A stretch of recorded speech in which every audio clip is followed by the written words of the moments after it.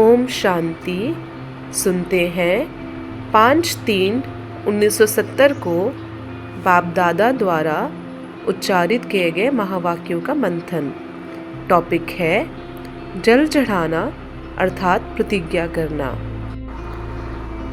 जब कोई भी प्रतिज्ञा करनी होती है तो हाथ में जल उठाते हैं, सूर्य को भी जल चढ़ाते हैं तो अंदर में प्रतिज्ञा करते हैं। तुम्हारे पास भी जब कोई आते हैं तो पहले उन्हों से प्रतिज्ञा का जल लो। एक प्रतिज्ञा कराते हो ना कि हम आज से एक शिव बाबा के ही बनकर रहेंगे, तो पहले उनसे प्रतिज्ञा कराते हो।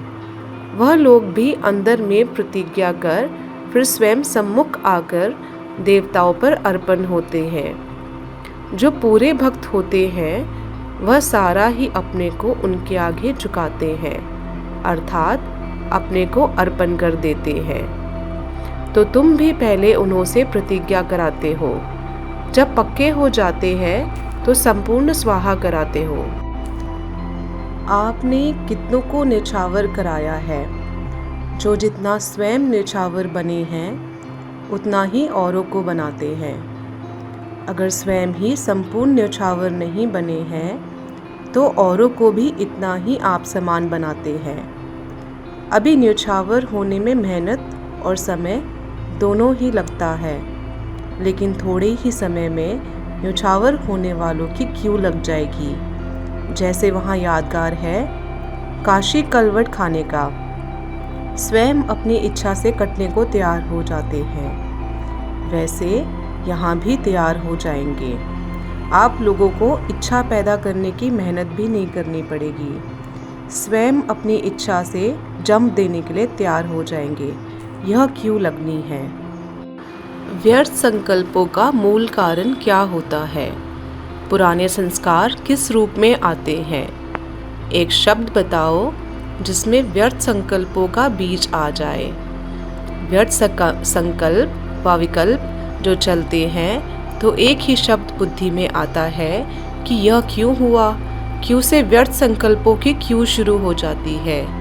अंग्रेजी में भी आप देखेंगे क्यों शब्द की निशानी सभी से टेढ़ी होती है, तो क्यों की क्यों बड़ी लंबी है।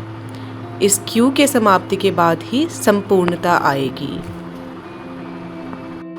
मधुबन में विशेष रिस्पॉन्सिबिलिटी पांडव दल की है, तो उस दल में अब बल होना चाहिए। पांडव दल में बल होगा तो फिर इस पांडव भवन के अंदर आसुरी संप्रदाय तो क्या, लेकिन आसुरी संकल्प भी नहीं आ सकते। इतना पहरा देना है। वह पहरा देना तो बहुत सहज है।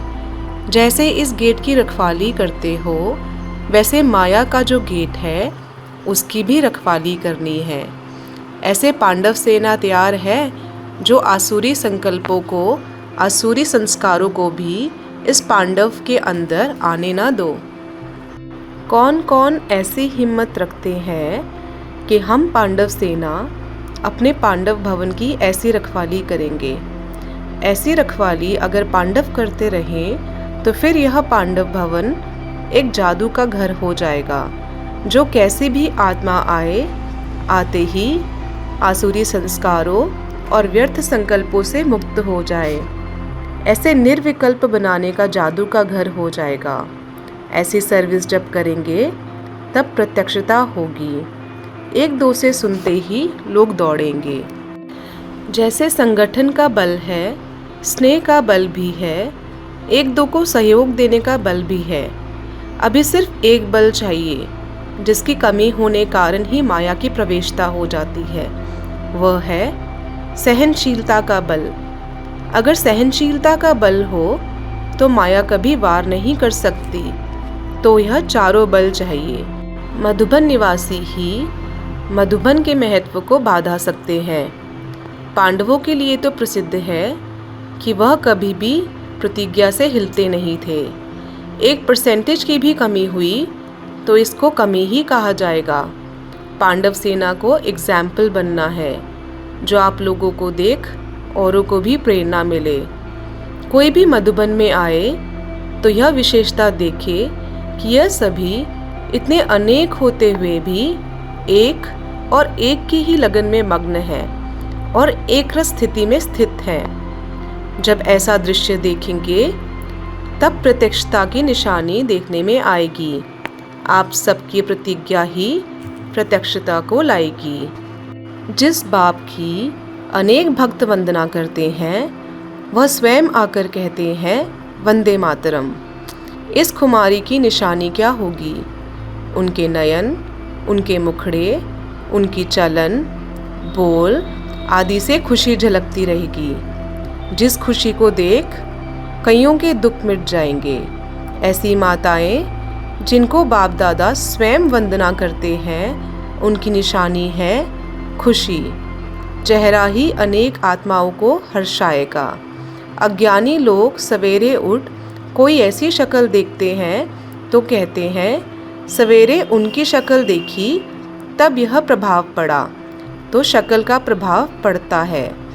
तो आप बच्चों का हर्षित चेहरा देख सभी के अंदर हर्ष आ जाएगा। ऐसा होने वाला है। सुनते हैं मुरली के मुख्य पॉइंट्स। सहनशीलता का बल अपने में धारण करेंगे। दूसरा, क्यों की क्यों को ख़त्म करेंगे। तीसरा, आसुरी संस्कारों पर पहरा देना है। चौथा, संकल्प, कर्म, समय, संस्कार, इन चारों के ऊपर चेकिंग करनी है कदम कदम पर। अच्छा, ओम शांति।